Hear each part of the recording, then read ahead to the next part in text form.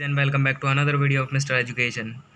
आज की वीडियो में हम बात करेंगे क्लास 12th समष्टि अर्थशास्त्र का मतलब मैक्रो इकोनॉमिक्स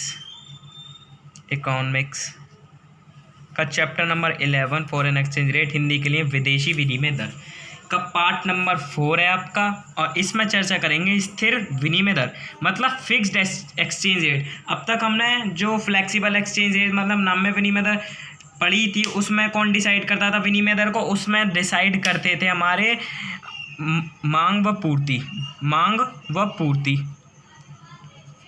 नाम्य के अंदर, फ्लेक्सिबल के अंदर। लेकिन जब हम आ जाते हैं अगले पार्ट पर उसके कि स्थिर विनिमय दर फिक्स्ड एक्सचेंज रेट, तो इसमें क्या होता है? इसमें हमारी सरकार इंटरफेयर कर जाती है, हस्तक्षेप करती है। हमारी सरकार अपने देश की जो विनिमय दर है उसको बनाए रखने के लिए, मतलब अपने देश का जो करेंसी है उसको बनाए रखने के लिए कुछ हस्तक्षेप करती है, कुछ करती है।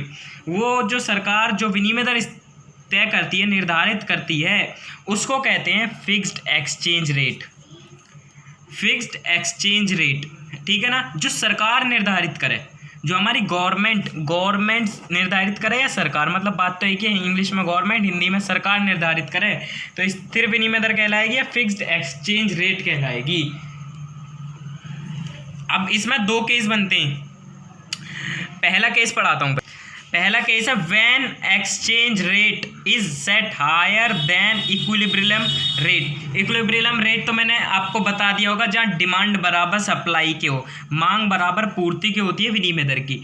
तो जब विनिमय दर समता विनिमय दर मतलब यही D बराबर एस के से अधिक निर्धारित की जाती है, मतलब ज़्यादा निर्धारित की जाती है, तो क्या होगा? मतलब जब हमारी जो सरकार है, मतलब जो चलो विनिमय दर है उससे ज़्यादा निर्धारित करे, विनिमय दर कम है, मान लो विनिमय हो रहा है हमारा 60 रुपये पर, हमारी सरकार दे रही है 50 रुपये निर्धारित कर रही है, तो क्या होगा इस केस में? वो अब डिस्कस करते हैं डिटेल में। पहले तो ये डायग्राम समझाता हूँ। एक्स एक्सिस पर मांग और पूर्ति है, हमारी सप्लाई और डिमांड है US डॉलर की, और वाई एक्सिस पर एक्सचेंज रेट है, विनिमय दर है। DF जो है मेरा डिमांड कर्व है फॉरेन करेंसी के लिए, और SF जो है सप्लाई कर्व है फॉरेन करेंसी के लिए। अब मेरी जो अंतर्राष्ट्रीय बाजार में जो विनिमय दर तय हुई थी, समता दर थी, इक्विलिब्रियम एक्सचेंज रेट था, वो था E मतलब OL थी समता दर। लेकिन सरकार और जो विनिमय दर थी R1 थी, OR1। अब क्या हुआ? सरकार ने चाहा कि हम इसे बढ़ा देते हैं, हम इसे बढ़ाएंगे, विनिमय दर को बढ़ा देंगे।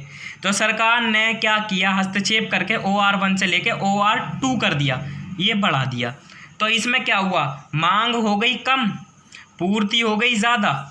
मांग हो गई US डॉलर की, जो डिमांड थी वो हो गई कम, और सप्लाई हो गई ज़्यादा। सप्लाई ज़्यादा हो गई, अब विदेशी पूर्ति ज़्यादा होने लगी, तो सरकार क्या करेगी? विदेशी करेंसी की पूर्ति जब ज़्यादा होने लगी, सप्लाई ज़्यादा होने लगी, डिमांड कम होने लगी, तो क्या करेगी सरकार जो अतिरिक्त पूर्ति है, मतलब ये जो है ये इतनी, इसके गैप को सरकार खुद खरीद लेगी। क्या करेगी? सरकार खुद खरीद लेगी, ताकि हमारा संतुलन बना रहे। जो अतिरिक्त पूर्ति हो रही है डॉलर की, उसको सरकार खुद खरीद लेगी। बस ये था इस टॉपिक में। और बताता हूँ क्या था इस टॉपिक में। आपने पढ़ा था डेप्रिसिएशन,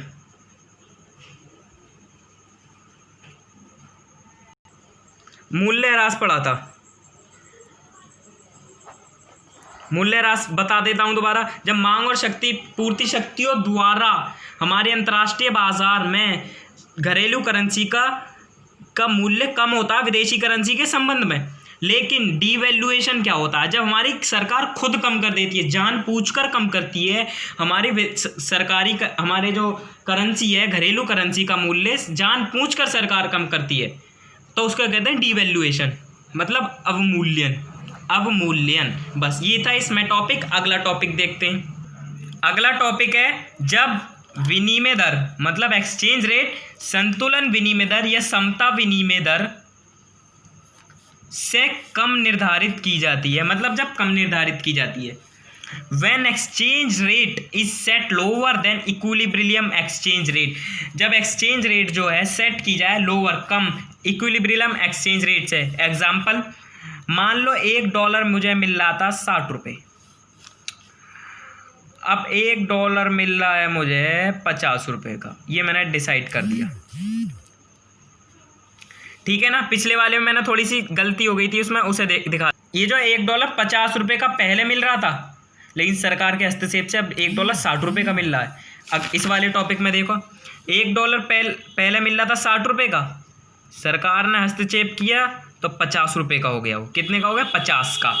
अब जब ऐसा करेगी सरकार तो हमारे क्या क्या फ़र्क पड़ेंगे उसको डिटेल में पढ़ते हैं।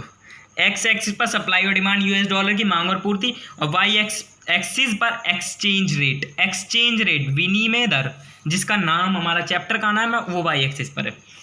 अब देखते हैं हमारी ये एस एफ जो है ये पूर्ति वक्र है किसका? विनिमय विदेशी करेंसी का है। DF जो है मांग वक्र है विदेशी करेंसी का। संतुलन कहाँ पर है हमारा? ई पर। और ये जो हमारी ये जो है OR1 संतुलन दर है, समता दर है, इक्विलिब्रियम एक्सचेंज रेट है। अब सरकार ने क्या किया? सरकार ने OR1 से घटाकर OR2 कर दिया, OR1 से घटाकर OR2 कर दिया, ये आप देख सकते हैं। तो इसमें क्या हुआ? मांग बढ़ गई। देखो पहले मांग इतनी थी,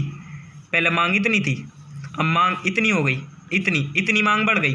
क्या हुआ? पूर्ति का हिसाब किताब देखो, पूर्ति इतनी घट गई, मांग इतनी बढ़ गई।